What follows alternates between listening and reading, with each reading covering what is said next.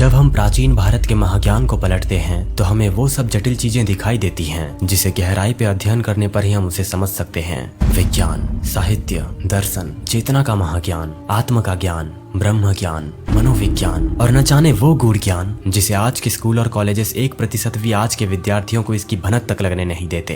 खैर जो भी हो, चाहे समाज, प्रशासन और सरकार हमें कितना ही भटकाने की कोशिश कर ले, पर एक असल ज्ञानी कभी इन चीजों से भटकना नहीं चाहेगा। हमारे लिए तो हमारा अस्तित्व मायने रखता है। हम इस जीवन के सफर में ये जानना चाहते हैं कि ये ब्रह्मांड और दुनिया की असल वास्तविकता आखिर है क्या। माफ कीजिएगा, हम जानना नहीं चाहते बल्कि हम इसे महसूस करना चाहते हैं, क्योंकि परम वास्तविकता को जाना नहीं जाता बल्कि उसे महसूस किया जाता है। शुरुआत में मैं आपको एक छोटी सी जानकारी देना चाहता हूँ। शायद आप में से कई लोग ये जानते भी होंगे और कई नहीं भी जानते होंगे, फिर भी मैं आपको ये बताना चाहता हूँ कि द्वैत और अद्वैत आखिर है क्या। हिंदू फिलॉसफी में द्वैत और अद्वैत विचारधारा दो अलग अलग दार्शनिक विद्यालय हैं जिसे हम फिलोसॉफिकल स्कूल कहते हैं। द्वैत संस्कृत में द्वैतवाद या जिसको हम डुअलिज्म भी कहते हैं, एक विचारधारा है जो व्यक्तिगत चेतना या जीव और सर्वोच्च चेतना यानी कि ब्रह्म या भगवान को दोनों के शाश्वत और अलग अस्तित्व पर जोर देती है। मतलब डुअलिज्म ये कहती है कि भगवान और हमारी स्वयं की चेतना दो अलग अलग चीजें हैं।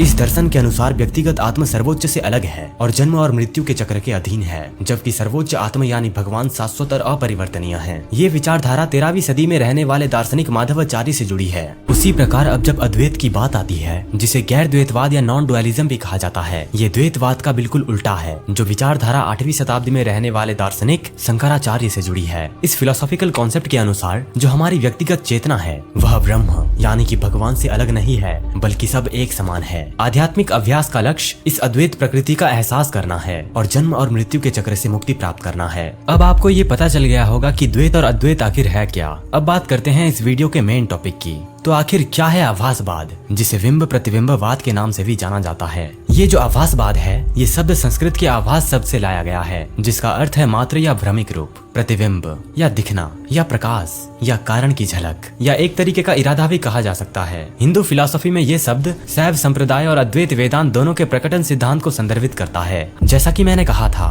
कि आभासवाद, जिसे बिंब प्रतिबिंबवाद के नाम से भी जाना जाता है, वह अद्वैत वेदांत का एक उप विद्यालय है, जिसे आप सब स्कूल भी कह सकते हो। आभासवाद के अनुसार दिखावे की ये दुनिया जो हमें दिख रही है, बल्कि ये हमारी गलत धारणाओं और अवधारणाओं का एक उत्पाद है। ये भ्रम या दिखावे की दुनिया जो है, ये अज्ञानता और भ्रम के कारण उत्पन्न हो रही है। अंतिम वास्तविकता या चीजों की अंतिम प्रकृति शून्यता है, जो सभी अवधारणाओं और द्वैतवादी सोच से परे है। कहने का मतलब कुछ इस तरीके से समझिए कि एक फिल्म देखने का अनुभव, जिसमें हम कहानी और पात्रों में खो जाते हैं, भले ही हम जानते हो कि वो एक काल्पनिक रचना है। और सपने देखने का अनुभव, जिसमें हमें ये विश्वास हो सकता है कि हम वास्तविक घटनाओं और वस्तुओं का अनुभव कर रहे हैं, लेकिन जागने पर हमें एहसास होता है कि वो केवल मानसिक अनुमान थे। किसी पेंटिंग या मूर्ति कला को देखने का अनुभव, जो एक वास्तविक वस्तु या दृश्य प्रतीत हो सकता है, लेकिन वास्तव में वो कलाकार द्वारा बनाए गए एक प्रतिनिधित्व है। अब आपको आभासवाद के बारे में पूरी तरह जानकारी हो गई होगी कि किस तरह ये इंटरेस्टिंग कॉन्सेप्ट हमारी दुनिया देखने का नजरिया बदल रहा है। न जाने ऐसे कई कॉन्सेप्ट मौजूद हैं जिन्हें हम आगे आने वाले वीडियोस में एक एक करके समझने की कोशिश करेंगे। आपका मूल्यवान समय देने के लिए धन्यवाद।